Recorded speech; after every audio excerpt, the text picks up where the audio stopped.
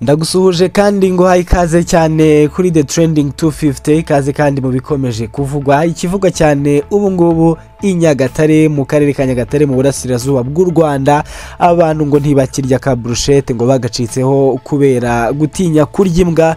Bamwe mu baturage bo mu mirenge ya Nyagatare na Karangazi bavuga ko bacitse ku kurya inyama zokejwe mu tubari zizwi nka brushette kubera gutinya ko bashobora guhabwa izi mbwa. Hashize amezi agera kuri 3 abantu bikekwa ko baturuka hitwa mu Gikorosi na Kanguka mu kagari Kambare umurenge wa Karangazi bagenda mu nzuri bagamije kwibimbwa cyangwa se bakazigura n'abashumba.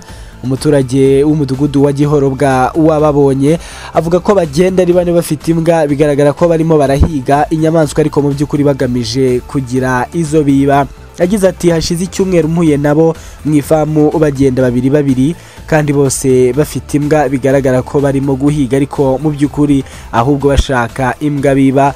Akomeza agira ati nkigera mu rugo numvise nk'imbwa ya Kiza barayitwaye hashize akanya tubona imbwa inyuzeho yiruka ibacitse nabo bayiri inyuma bayirukansa ariko bageze hari abaturage basubira inyuma.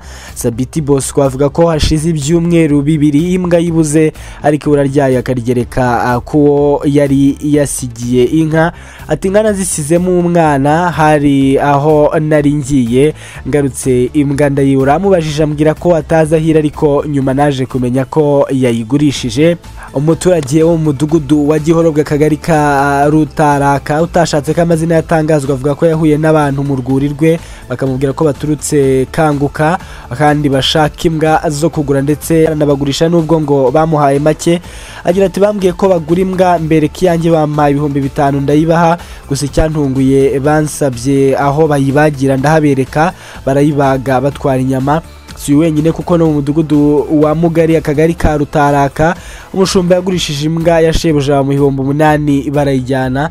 Uyu yakomeje kubeshya sebuja kimbwa ihara ahubwo ko igiye mu baturanyi nubwo hashize icyumweru bikamenyekana ko yayigurishije.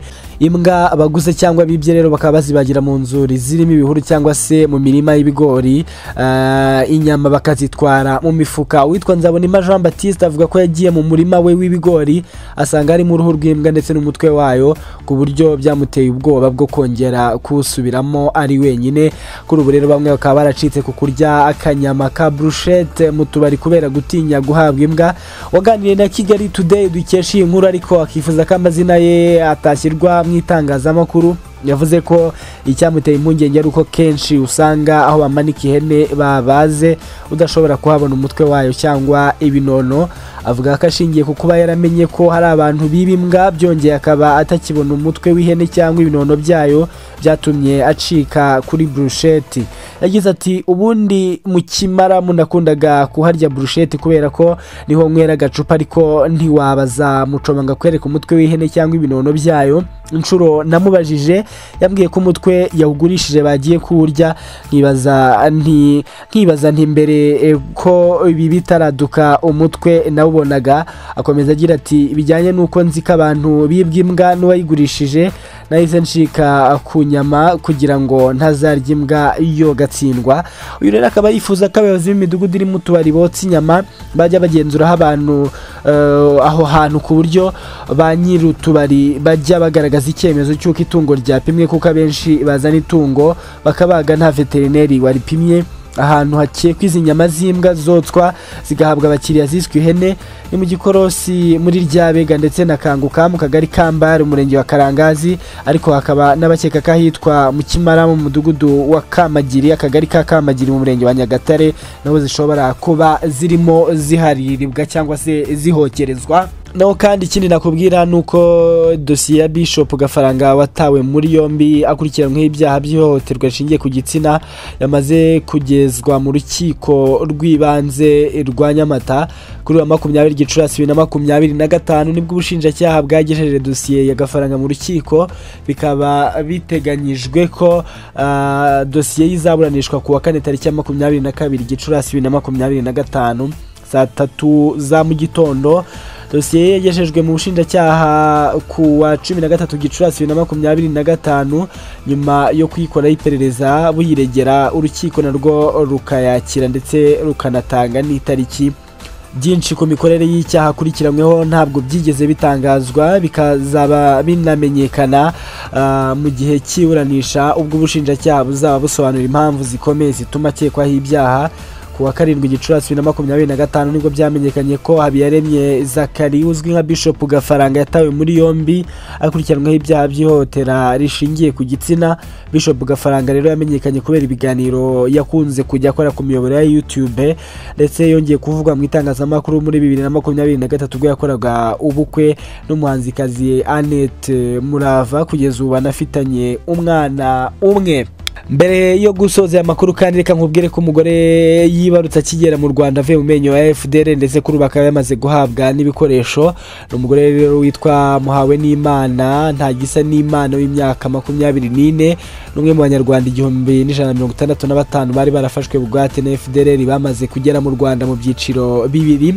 Muhawenimana ari muri 360 bageze mu Rwanda ku ikubitiro tariki ya 17 Gicurasi 2025 bavuye muri Repubulika ya Demokarasi ya Kongo. Umubyeyi rero nyuma yo kwibaruka mu ijoro rikurikiyeho ubwo yageraga mu Rwanda yahawe imyambaro n'ibikoresho by'isuku. Aya makuru yamenyekanye ubwo akarere ka Nyabihu kanyuzaga ubutumwa ku rubuga rwa X bavuga ko umuyobozi wako yahaye Muhawenimana ibyo kumufasha. Ubutumwa bwagiraga buti umuyobozi w'akarere Mukandayisenga Antoinette yasuye umubyeyi Muhawenimana Ntagisa n'Imana ufite imyaka 24 akaba yibarutse umwana w'umukobwa wiswe Uwamahoro Gentille. Amaze umunsi umwe ageze mu kigo cya Kijote ni mu rwego kandi rwo kumuha ibyibanze umubyeyi akenera. Umuyobozi w'akarere ka Nyabihu Mukandayisenga Antoinette yavuze ko byakozwe mu kumufasha kubona ibyibanze. Yongeyeho ko uyu mubyeyi na bagenzi be bazanye mu kigo cya Kijote bazafashwa gusubizwa mu buzima busanzwe. Abanyarwanda bagera ku 2500 nibo bamaze kumenyekana ko bazataha mu Rwanda. Igikorwa rero kikaba kizagirwamo uruhare n'ishami ry'umuryango w'abibumbye ryita ku mpunzi HCR ribakira mu burasirazuba bwa Kongo, rikaganira n'u Rwanda rumenyesha ko bifuza gutaha narwo rugatangira kwitegura uko ruzabakira. Ni amakuru menshi rero akomeje kuvugwa. Wowe icyo ukora ugume kuri The Trending 250 uko agenda asohoka turagenda tuyakugezaho kandi tuba tugufitiye n'ibindi byiza byinshi. Niba utarakora subscribe umwanya n'uyu kugira ngo tuzajye tubana no mu zindi nkuru uhita ubimenya tukibikora. Ndagushimiye we twabanye, ngewe ndi Brice Nyirihirwe. Iyi ni The Trending 250.